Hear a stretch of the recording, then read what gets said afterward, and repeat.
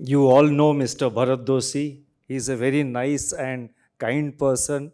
So I think he was a little extra kind to me while, in the opening remarks. He made one observation about, from the eyes of a history student or something like that. But I think it just occurred to me that a little while ago, we all witnessed history being made when the chief of ISRO proudly announced that India is now on the moon. And I join all of you in congratulating, complimenting the entire team of ISRO and the scientists and everyone who has been associated with the success of this project. It only demonstrates that where there is will and determination, even the moon is not too far. Srimati Pratima Doshi, Chairperson, Lalit Doshi Memorial Foundation, Shri Ajit Nimbalkar, former Chief Secretary and Trustee of the Foundation, Chief Secretary Shri Manoj Saunik, Shri Bharat Doshi, Shri Anil Bhandari, Joint CEO MIDC, other trustees of the foundation who are seated in the audience, representatives from the media, ladies and gentlemen. I am deeply honored to have been invited to deliver this lecture in memory of Sri Lalit Doshi, an eminent civil servant whose sudden demise at an early age, nearly 3 decades back, was a great shock to many, including and in particular to those in the state of Maharashtra. Sri Doshi is fondly remembered as unassuming, sober, hardworking, and extremely competent by his colleagues and contemporaries. In his distinguished public service career spanning more than 27 years, he held several key positions both in the state and central governments. As Secretary Industries Government of Maharashtra during 1992 to 1994, till his sad demise in January 1994, he played a critical and pivotal role in formulating the new industrial policy for the state of Maharashtra. I can personally relate to Sri Lalit Doshi and the challenges he would have encountered as Secretary Industries, as Bharat just pointed out, because I served as Industry Secretary, Government of Tamil Nadu on 2 occasions, and as Joint Secretary Industries in Tamil Nadu government almost the same time when Lalit Doshi was acting as the Industry Secretary of Maharashtra. The 1990s held out great promise for the industrial sector in India, following the delicensing of industries and initiation of economic reforms in our country. In tandem, the Indian rupee was devalued to improve the competitiveness of the Indian economy. New opportunities for investment were opening up as domestic and foreign investors began looking at expanding their footprints in India. The Bombay Club took some time to adjust to this new reality, but I think the Bombay Club eventually adjusted very well over a period of time. In this milieu, there was growing competition among states to attract investments on the basis of their fundamentals, their supporting infrastructure, quality and availability of skilled manpower, and other relevant factors. That was the decade and the following decade when I think the industries departments of every state government, particularly of the states of Maharashtra, Gujarat, Tamil Nadu, and a few states which were more industrially advanced than the others, there was intense competition among the states to attract new investments into their respective states. So I can imagine the role Sri Lalit Doshi would have played in the industrialization of the state of Maharashtra, and talking to some of his colleagues and also listening to what has been mentioned here and described by Bharat Doshi and also Mr. Nimbalkar, I can get a sense of his deep commitment and the result that he produced for the state of Maharashtra. Recognizing Sri Lalit Doshi's contribution to the development and well-being of the state and the country at large, I have chosen the topic Building Blocks for a Sustainable Future as the theme of my address today. Sustainable future would mean sustaining and strengthening the growth momentum of the economy without creating inflationary pressures and other macroeconomic imbalances, while remaining inclusive and climate sensitive. I would like to begin by dwelling upon the role of a central bank in the economic development of a country and highlighting the current macroeconomic context, and then touch upon certain supporting pillars for a sustainable future. Among the a strong and a dynamic central bank acts as, there's a slight reflection here, so no, it's all right, I'll manage it. A strong and dynamic central bank acts as a critical building block for a country's progress. The story of central banking goes back at least to the 17th century, when the first institution recognized as a central bank, namely the Swedish Riksbank, was formed in 1668. This was followed by the Bank of England in 1694. While Bejart's principles of lender of the last resort to commercial banks, war financing of governments, and maintaining banking stability amidst recurring bank failures have served as the basis of their origin. Central banks were later entrusted with the tasks of banknote issuance and management of internal and external value of the currency. Their role has continuously evolved over decades, reflecting the changing political and economic landscape. And now, central banks play a critical role in macroeconomic and financial stability in modern economies. The price stability objective of and the conduct of monetary policy gradually gained importance in an environment of high and volatile inflation globally. During the 1990s and early 2000s, a number of central banks started focusing narrowly on price stability objective, with the responsibility of banking and financial sector regulation shifting to separate regulatory bodies outside the central bank. So during this time, the responsibility of regulating and supervising the banks were taken away in many countries from the central banks.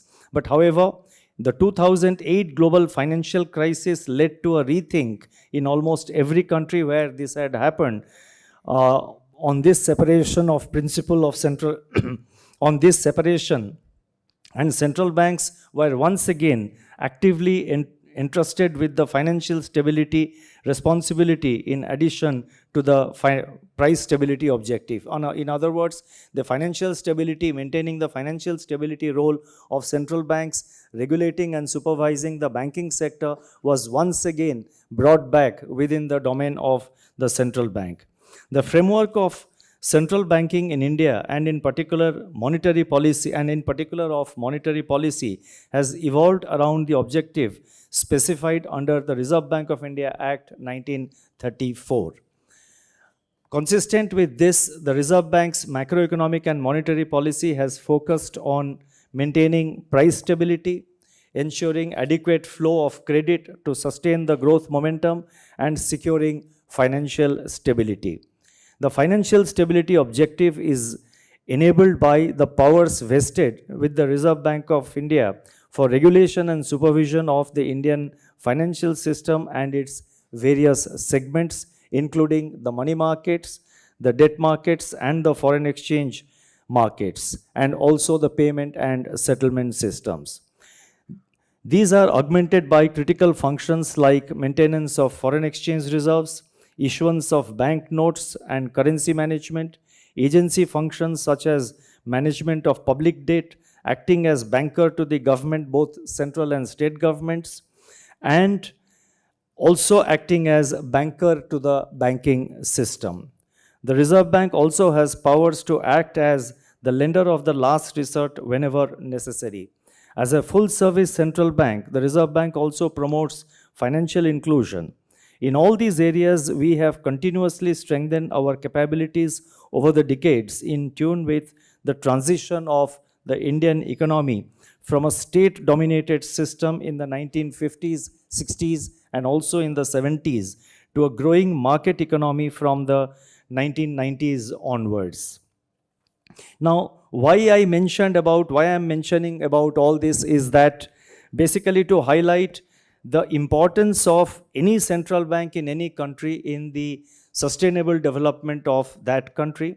And particularly in the context of India, the Reserve Bank is uniquely placed with so many multifarious responsibilities, which is unique because not many central banks have this wide range of functions as the Reserve Bank of India has.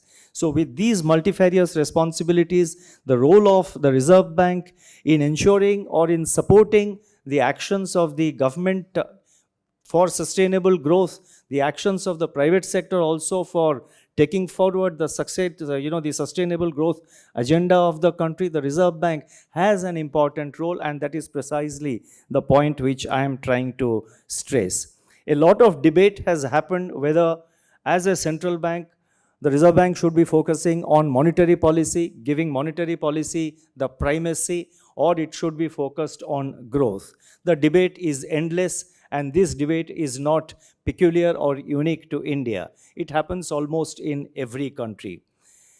The way the Reserve Bank of India, when monetary policy framework was introduced in 2016, the way it was drafted, and I was at that time at the other end in the Department of Economic Affairs, dealing with this particular matter, and we had extensive discussion with the Reserve Bank in 2016 on this issue. And therefore, finally, it was agreed between the government and the Reserve Bank that the monetary policy objective has been defined as maintaining price stability, that is basically controlling inflation. So maintaining price stability while keeping in mind the objective of growth. So therefore, growth has to be a part of the entire scheme of things.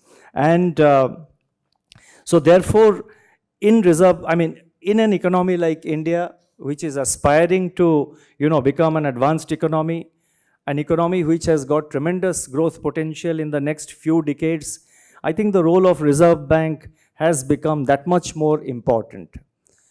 And I'm not for a moment belittling the importance of price stability, because price stability has to form the basis of sustainable growth. Without price stability, any growth which you try to achieve in the short term will only have a short life. So therefore, price stability is absolutely essential for maintaining the momentum of growth and for sustaining a country's GDP growth. Coming back to where I left, the process of liberalization and globalization of the Indian economy, initiated since 1991, added several new dimensions to the responsibilities of the Reserve Bank, and I have talked about it already, just a little while ago. Over the last 3 years, I am now coming to the more recent period, we have utilized the flexibility in monetary policy framework to calibrate our actions to counter the adverse effects of the COVID-19 pandemic, the war in Ukraine, and several other challenges which we encountered because of synchronized monetary policy tightening in almost every advanced country. During COVID-19 pandemic, our monetary policy committee reacted swiftly by reducing the policy repo rate by 115 basis points in a span of just 2 months.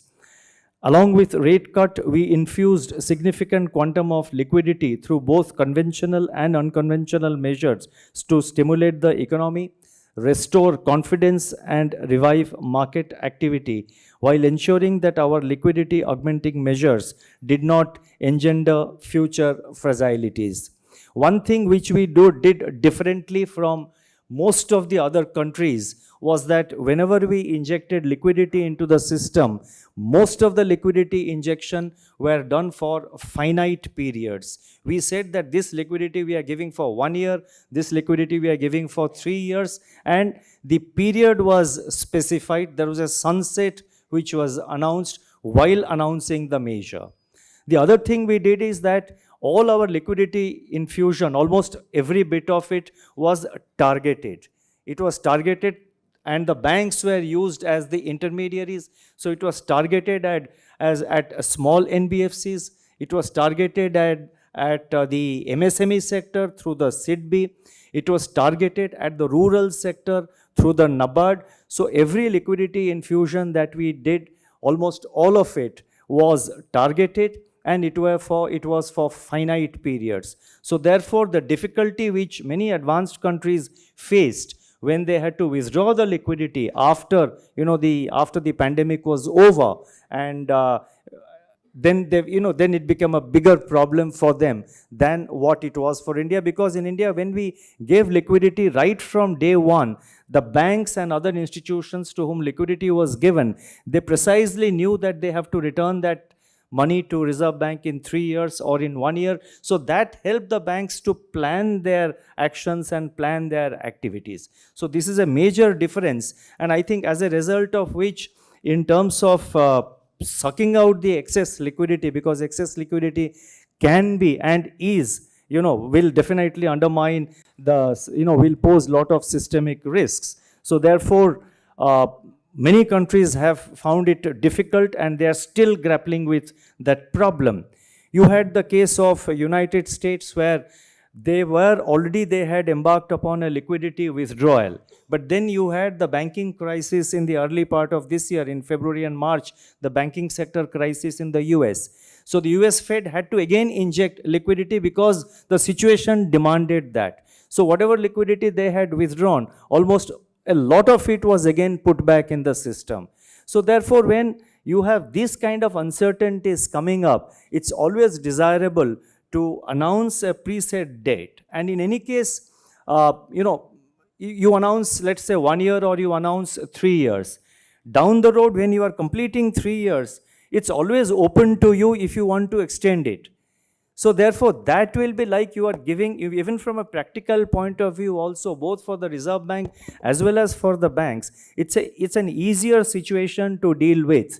If you have to extend the period due to certain exigencies, like the US Fed faced in the case of the banking crisis in the US, then you have always the option of extending it by 6 months or extending it by 1 year. But if you haven't announced any date right from the beginning, then the decision as to when you will withdraw becomes a big challenge, and anytime you withdraw that liquidity, it causes some amount of stress for the banking sector. Now, recognizing the need for strengthening financial stability, the Reserve Bank has taken a number of initiatives to revamp the regulation and supervision of the banks, NBFCs, and other financial entities by developing an integrated and harmonized architecture. The supervisory approach is now geared to effectively address the root cause of vulnerabilities and identifying any buildup of potential risks. We engage regularly with all regulated entities to identify incipient signs of stress and deal with them at an early stage. We have been focusing on constantly improving governance and the functions of compliance, risk management, and audit in banks and other financial institutions. The Reserve Bank is leveraging on data analytics and carrying out periodic off-site analysis to provide sharper analytical inputs to its on-site supervisory teams.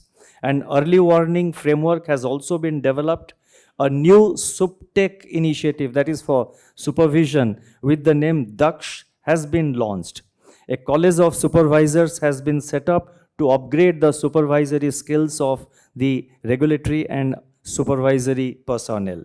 Recently, we launched a centralized information management system, or SIMS, which is our next generation data warehouse. Similarly, digital payment security control guidelines have also been issued, and we were perhaps one of the first central banks, among the few central banks, who have issued regulatory guidelines for digital lending. And several other initiatives have been taken, so I am not going into each of them. So I am leaving it, those of you who are interested, a copy of the speech will be uploaded in the website of the Reserve Bank, so you may have a look at it, and I can perhaps see many students sitting in the balcony, so you can access it from the website of the Reserve Bank. While pursuing all these reforms, the Reserve Bank has also made conscious efforts to improve systemic resilience and efficiency by maintaining external stability and building forex reserves. Now, On the matter of building foreign forex reserves, the conventional approach has been that, well, it's a market function, and the central banks traditionally has been, it has been seen that the central bank should not consciously try to build reserves because it is anti-market, because you are mopping up foreign exchange, and therefore it is anti-market, and therefore it should not be done. Even the International Monetary Fund or some of the advanced country economists were, about 10 years ago or 7, 8 years ago, they were frowning upon this idea. But now the thinking has changed. In Reserve Bank of India, I remember in sometime in March or April of 2019, in IMF in a meeting, I took the position that central banks in emerging market economies, in EMEs, have to build forex reserves. When there is a current account deficit, when there is a current payment BOP crisis, where will these central banks of emerging market economies go? You don't expect EME, a country of India's size or a large economy, every time they have a BOP crisis to rush to the IMF, because rushing to the IMF is associated with certain stigma, rightly or wrongly is another issue. So therefore, eventually in today's globalized world, every country has to look after its own interest. So our official position we announced is that we will build adequate forex reserves, because a BOP crisis can come at any time. When there are inflows, there could be outflows also. It is all a cycle. You have huge inflows and you don't do anything. You just watch that currency to come in, resulting in rupee appreciation. And we have nothing to say on rupee appreciation or depreciation. Let me clarify very clearly. Some of my media friends are present here, so don't read it the other way. I mean, the rupee, exchange rate of the rupee is a function of the market. We have no specific target about the exchange rate. What should be the rupees exchange rate, whether it should be 82 rupees or 83 rupees or 81 rupees. We have no specific target.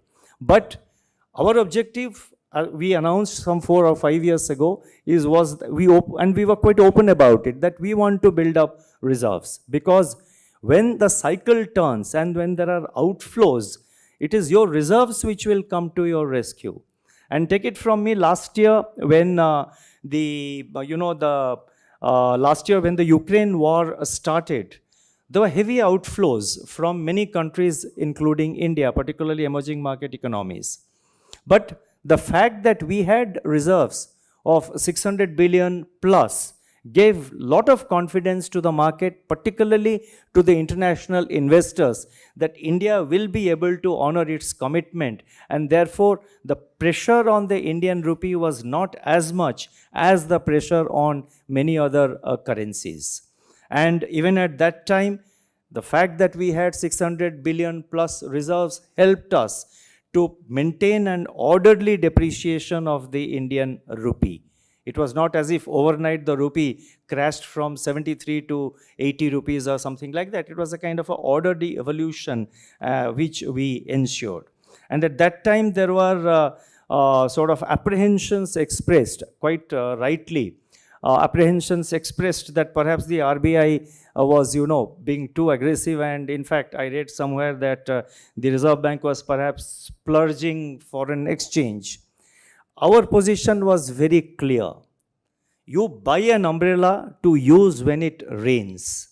And it was raining, and raining very badly immediately after the war commenced in Europe, because capital was flowing out almost from every emerging economy. So what do you do with 600 billion forex reserves if you do not use it to ensure an orderly depreciation of the Indian rupee? So you bought an umbrella, you cannot just keep it saying that the umbrella will get little damaged. The umbrella has to be used when it is necessary, and I am happy to point out, and I have said it earlier also, that the umbrella continues to be strong even today. We crossed $600 billion reserves some time ago, but because of revaluation, sometimes it comes below 600, sometimes it goes above 600, but it is broadly around $600 billion. Now, thanks to various initiatives which the Reserve Bank has taken over the last few years, and it's not as if we did everything in the last 3 or 4 or 5 years. I am focusing on my tenure because I am directly associated with that. Reserve Bank over a period of time has been carrying out number of changes, number of policy initiatives. So whatever we have done in the last 4 years, last 4.5, 5 years, should be seen as a part of a continuum of steps taken by the Reserve Bank in the interest of the economy and the interest of our country. Now, thanks to these and several other initiatives by the Reserve Bank, the banks themselves and the other financial entities, India's financial sector today remains resilient and healthy. There is, however, no room for complacency. New challenges and stress points keep coming up, and all stakeholders have to be cognizant of the emerging developments and associated risks. Now, against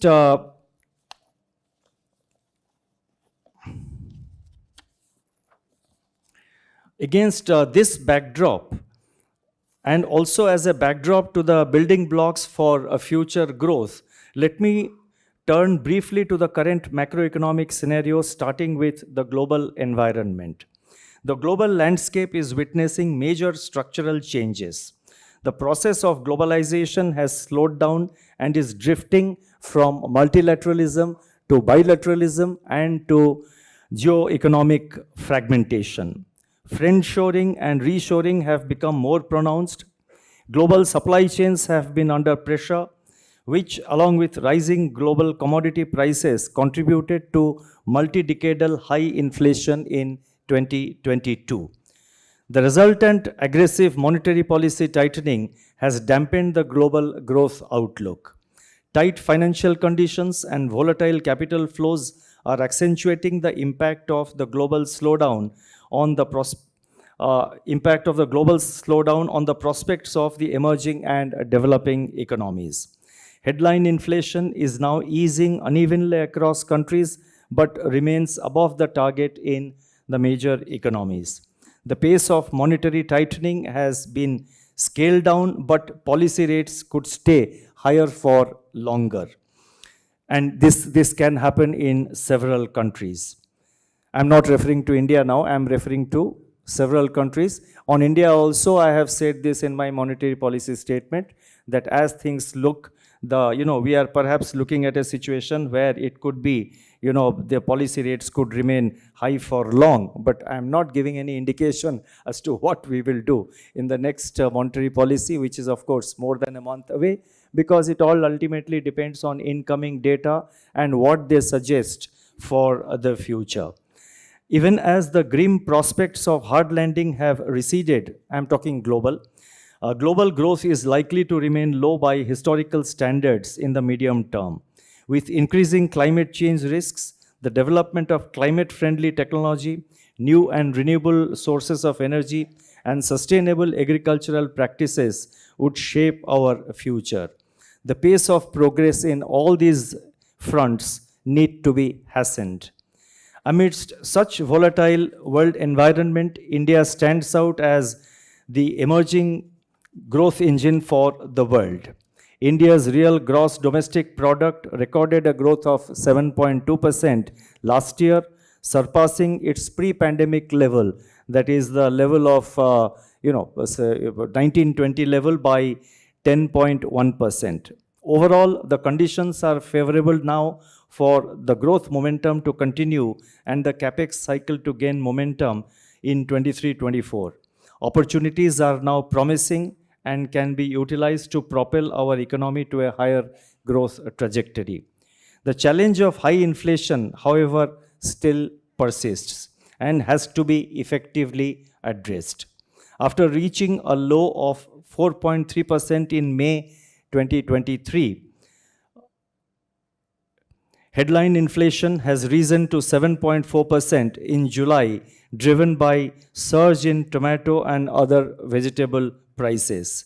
The July print, which was released after the monetary policy meeting on 10th August, was on the higher side compared to the earlier estimates. Prices of vegetables surged by 37.3% year on year, led by an increase of more than 200% in tomato prices.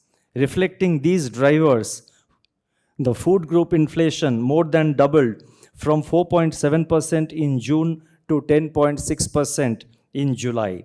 On the positive side, inflation excluding food and fuel, or what is called core inflation, that softened by around 130 basis points from its recent peak in January. Although it is still elevated, that is, although core inflation is still elevated at 4.9%, this steady easing of core inflation over the last 5 months is indicative of the ongoing transmission of monetary policy.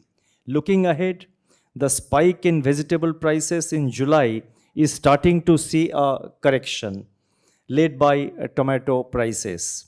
New arrivals of tomatoes in mandis are already softening the prices, coupled with proactive supply management in the case of onions. We expect to see an appreciable slowdown in vegetable inflation from September. Meanwhile, the prospects for Kharif crops have improved thanks to the progress of the monsoon in July, although the cumulative rainfall has again moved into the deficit territory, and it's deficit of about 7% as of 21st August, that is as of a day before. Meanwhile, the prospects of, the outlook for cereal prices has accordingly brightened, supported by active supply side interventions. Sudden weather events, El Nino conditions, and renewed geopolitical tensions, however, impart uncertainty to the food price outlook. As I noted in my monetary policy statement on 10th August, given the likely short-term nature of vegetable price shocks, monetary policy can wait and await the dissipation of the first-round effects of such shocks that may produce short-lived spikes in headline inflation. For the benefit of my media friends, I will read this sentence once again. Given the likely short-term nature of vegetable price shocks, monetary policy can await the dissipation of the first-round effects of such shocks that may produce short-lived spikes in headline inflation. We will remain on guard to ensure that second-order effects in the form of generalization and persistence are not allowed to take hold. The frequent incidences of recurring food price shocks pose a risk to anchoring of inflation expectations, which has been underway since September 2022. We will remain watchful of this also. The role of continued and timely supply-side interventions assumes criticality in limiting the severity and duration of such shocks. In these circumstances, it is necessary to be watchful of any risk to price stability and act appropriately and act in time. We remain firmly focused on aligning inflation to the target of 4%. Now, I highlighted the role of a central bank because in a country like India, the central bank has an important role for a sustainable growth. I also highlighted on the price stability aspect in the context of the macroeconomic situation because, as I mentioned, price stability is very crucial for any sustainable future, for any sustainable growth. Now, having provided a snapshot of the current context, that is at the global level and also in the Indian context, I would now like to turn to certain thrust areas that can propel India forward over the next 25 years. The potential is huge for India to raise its growth trajectory and improve the general well-being of the people. In this context, I would like to focus on 6 key areas that can provide the required growth momentum. These 6 areas are agriculture, manufacturing, services, demography, technology, and startups. In all these areas, India already has certain comparative advantages which should continue to be exploited to push our growth frontiers further. Let me now touch upon these areas one by one, and I will try and be brief. Let me take up first agriculture. Now, despite having 2.4% of the world land area, India is among the top 5 agri producers globally.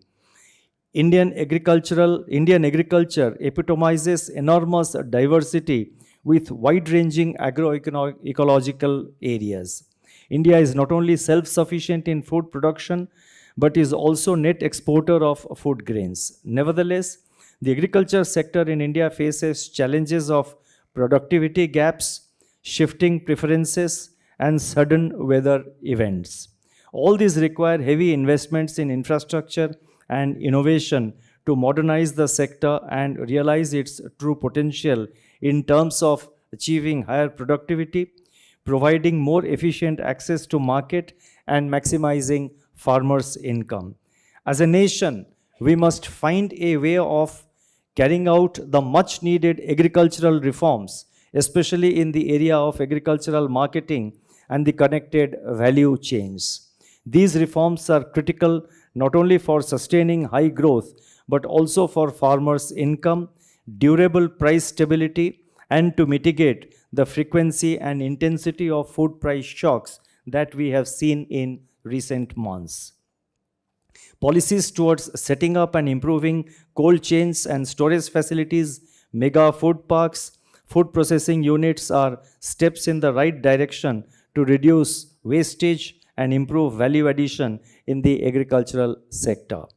Turning to manufacturing, which is the second area I wish to touch upon, the manufacturing sector plays a very important role in economic growth due to its specific characteristics like economies of scale, backward and forward linkages, and integration to global supply chain.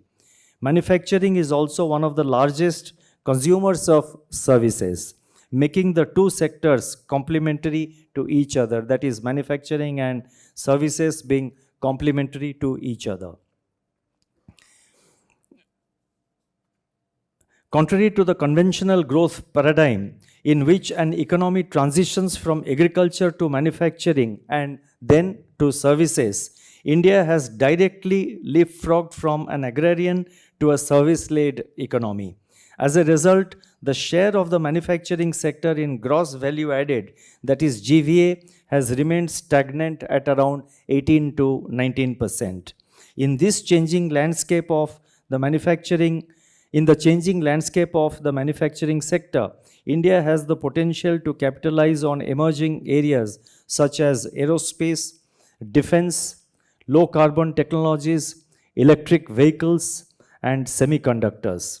India has initiated reforms to build manufacturing prowess in emerging areas, including electric vehicles and advancements in lithium recycling capabilities. In this regard, ongoing mining reforms to sustainably exploit available mineral resources in the country need to be fast-tracked. Overall, it is vital to adopt a holistic approach to improve infrastructure, technological adoption, training and skilling of the workforce, and digital advancements. The fact that today India is on the moon, it will give a huge boost to space technology and in the related areas. So this is the kind of development which India is now witnessing silently, quietly. A lot of things are happening, and the mainstreaming of these kind of initiatives over a period of time is what will bring in investments, is what is expected to bring in new jobs to the economy. Now there are various service industries, etc., tourism, education, etc., which I am not touching upon. I would like to be brief and the India's business. But one thing which I would like to mention is with regard to the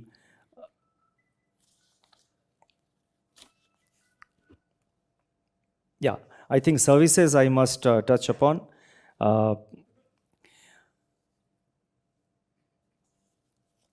So I have touched upon manufacturing. Services I thought I'll skip, but I think that's very important. Let me just be very brief and touch upon it. Now, India's emergence as one of the fastest growing economies in recent decades is largely attributed to the rapid growth of its services sector. The contribution of services to gross domestic product, that is GDP, has been more than 60% in 2014-15. And this has been so since 2014-15.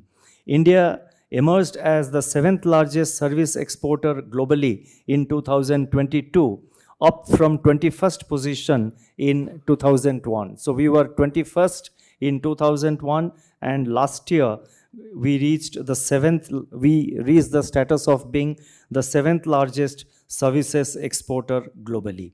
India has played a leading role in establishing global service networks and has become a global hub for information technology and business process outsourcing, that is BPO services. Newer opportunities have been harnessed to improve India's participation and competitiveness in global value chains.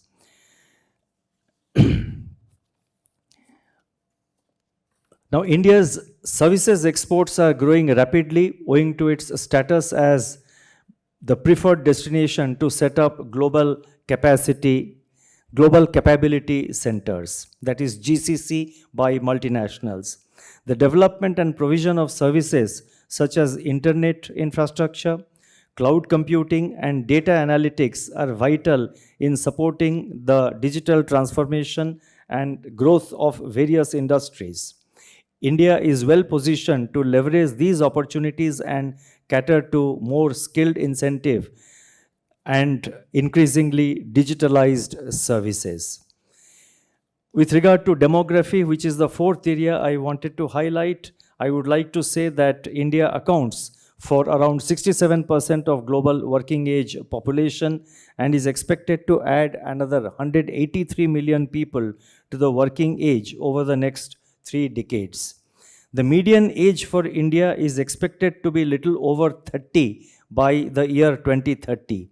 Given this demographic advantage, India would be a significant source of human capital amidst anticipated shortage of labor, and also India has the advantage of being a thriving market capable of adapting to evolving demands for goods and services. This can lead to improved growth differential in favor of India and increase India's relative size in the global economy. The evolving demographic profile is also expected to lead to a substantial increase in the quantum as well as quality of remittances. Over the years, there has been gradual structural shift in Indian migrants' key destinations from largely low-skilled and informal employment in the Gulf countries to a dominant share of the high-skilled jobs in high-income countries. Inward remittances have scaled record peaks to reach 112.5 billion US dollars in the last financial year 2022-23, and they accounted for around 3% of the GDP. Going forward, labor market transformations driven by technological breakthroughs, energy transition, geoeconomics are going to be significant forces to offer cross-border benefits to India from its migrant population. Improving the labor force participation rate, especially of women, is critical to realize our full potential. There is a need to invest in education, skill development, and healthcare to capitalize on our demographic advantage. Continued and greater focus on innovation and social sector infrastructure could increase labor productivity. India's potential growth and per capita income can also increase depending on steps which are being taken in these areas. Coming to technology, which is the fifth area I wanted to mention, with the world on the cusp of a technological revolution, the time is now opportune for India to establish itself as a digital economic powerhouse. Technological advancements have not only enabled virtual education, remote work, and contactless sales during the pandemic years, but also aided efficient public delivery and acted as a positive shock to overall productivity growth. Now, talking about technology, in the Reserve Bank, we have been taking number of initiatives. The initiatives with regard to the UPI and the payment systems are well known. One initiative which we launched a few months ago, and again, as a follow-up to that, another initiative where we have launched a pilot project on 17th of August relates to having a technology platform for frictionless credit. What we did initially in the first pilot project was that for small ticket agricultural loans, the Kisan credit card loans, small ticket agricultural loans, the entire process has now been digitized. The pilot project is already operational in a few states, like about 5 to 6 states, like Madhya Pradesh, Tamil Nadu, Uttar Pradesh, Maharashtra, Gujarat, and Karnataka. The entire process is digitized end to end.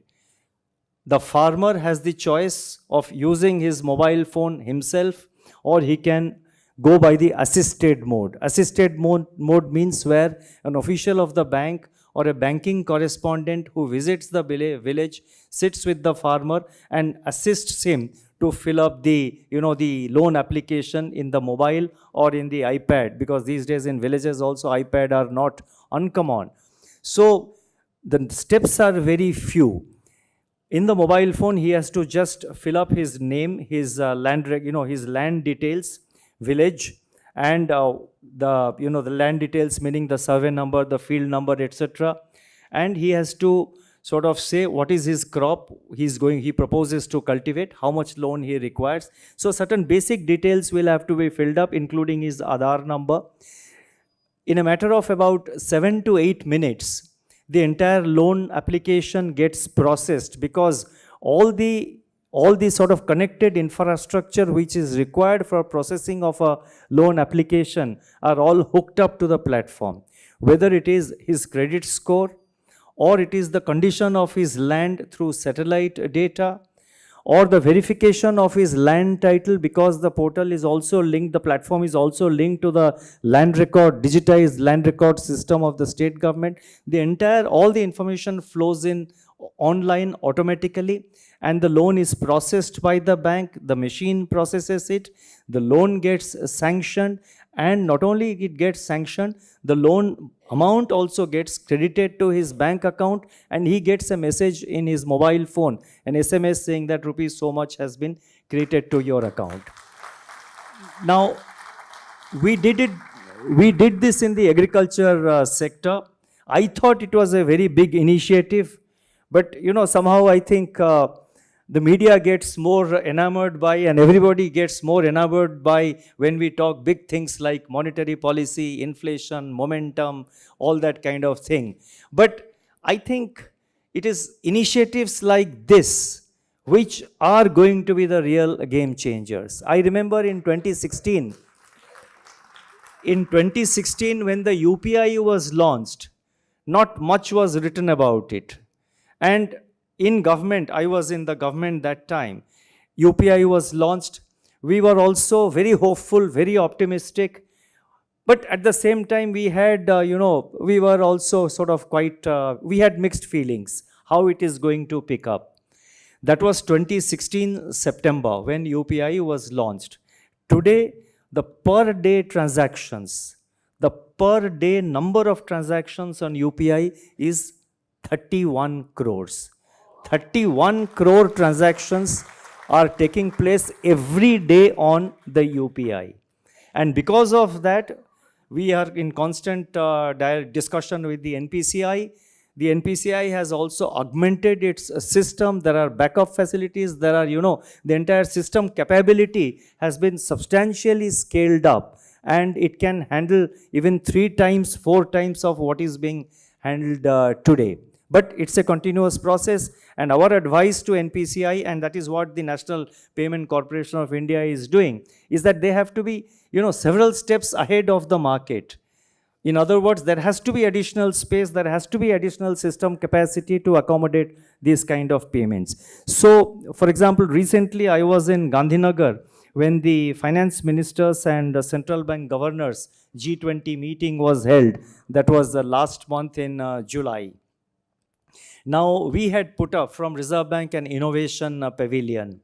I myself witnessed the processing and sanction of a loan to a milk producer. And we had brought, because there were a lot of ministers from other countries, there were central bank governors who visited our pavilion, and many of them were very impressed. Now, in this case, there was this milk producer, and we had brought farmers from the nearby areas just to show how the loan processing is being done, how is the experience, to demonstrate live cases. So this milk producer, he came from he was from one of the nearby villages, and he could speak only in the local language, that is Gujarati. He could not even speak Hindi. Now, there was somebody, of course, interpreting it, and he was using the assisted mode. So there was a bank representative who was sitting there, and who was doing, he asked him, what's your name? And we were I took note of the time on my watch. Okay, we started at this time. And he asked his name, his village, his land details, and his Aadhaar number. He filled in the data. He said ki aapko kya chahiye? No, in Gujarati, aapko kya chahiye? He said ki I want loan to buy 3 cows. So he put cow. He said which variety cow? So the system offered, on the screen, the system offered all the varieties of cows, whether you want to buy this. So he was told कि देखिए ये सब variety है, आपको कौन सा चाहिए? So he said कि I want this one. So he clicked that, and he said how many cows you want to buy? He said 3. So the scale of finance for 1 cow was 60,000 rupees. So he says 3. So immediately 60 into 3, 1,80,000. And then in the meantime, his entire application was being processed. And then he said, I told him, he said, look, you are buying 3 animals, 3 cows, this variety. The loan that you are taking is 1,80,000, and then the service charge is this much. It was very nominal amount. That also was shown. This is the service charge. That was also shown. So therefore, this much money is now being credited to your account, and so much is being deducted. The service charge got deducted, not added. The service charge got deducted. So it was 1,79,000 something, which got credited to his account. So he then clicked. Within a few seconds, this guy, this milk producer got a message on his mobile phone. He checked up, the amount had been sanctioned, it had been credited to his bank account, and he gets a message, rupees 1,79,000 something, about let's say rupees 1,80,000 credited to your bank account. Now, he saw it and he could not believe that something like that is happening. Now, what does this achieve? What does this achieve? It achieves that it will lead eventually to credit penetration to the bottom of the pyramid. It will ensure that the milk producer or the farmer, particularly the small and marginal farmer, doesn't have to make innumerable or multiple visits, not innumerable, but multiple visits to the bank. At least 3-4 times he has to go. Sometimes some records have to be produced, sometimes some records are incomplete, then he has to produce some certificate from the revenue office. So therefore all that details has been cut out, and every day he goes to the bank, he spends at least half a day going, coming and waiting there. So that time is also saved. So the access to credit becomes much easier, and we have now launched on 17th of August a digital platform. We have launched a digital platform, a technological platform for frictionless credit, and we are targeting, it's on a pilot mode now. It will be, the full rollout will be, because from the pilot there will be many learnings and there will be many experiences. So based on that, there will be a full rollout later on. But in this pilot project which we have launched for frictionless credit, our target is to reach, to cater to the retail loans and to the loans to the MSEs, that is to the small SMEs, the small and medium enterprises. So this is the kind of things which technology can do, and just imagine the potential for growth, the potential for creating employment which all these technologies have. And in this context, not only the harnessing of modern technology, but also I think innovation and startups have a major role. The recent breakthrough in artificial, and this is something which not only the big companies but also small entrepreneurs not only can achieve, but they are achieving. The recent breakthrough in artificial intelligence, not by a big tech company, but by a startup, that is the OpenAI, speaks volumes about the power of startups in ushering in technology-driven economic prosperity. The startup investment outlook in India remains positive. It's encouraging that many startups are focused on small and medium businesses, financial inclusion, access to affordable healthcare, better education, and higher earnings as their core value proposition. The time is now ripe for targeted development of startups in high-end, in high-tech domains such as quantum computing, smaller modular reactors, AI-based defense equipment, biotechnology, rare earths extraction, battery technology, oceanography, and space exploration. Space exploration was here already. It's not that I saw moon, our landing on the moon and added it was there in my text. So you need not be skeptical about that. It has got tremendous potential. And the startup ecosystem that encompasses all this sector has been receiving a lot of support, and it needs to be promoted further to hasten the progress of the country. In conclusion, let me say that I have cut short a lot of the speech because I understand there would be maybe one or two questions, or I don't know. There will be some interaction, so I thought let me leave more time for that. And I'm sensitive to your time constraints also. So let me now conclude by saying that as India's growth narrative changes from caution and watchfulness to optimism and exuberance, it's now India's time to make a mark in the emerging global economic landscape. A recent media article aptly captures India's potential in an article titled, "The Global Economy Needs a New Powerhouse. India is Stepping Up." The need of the hour is to make concerted efforts in the areas outlined in my speech today, and also a few other areas to lay the foundations of this new powerhouse that is India, which is destined to grow in size, confidence, and inclusiveness. Thank you very much.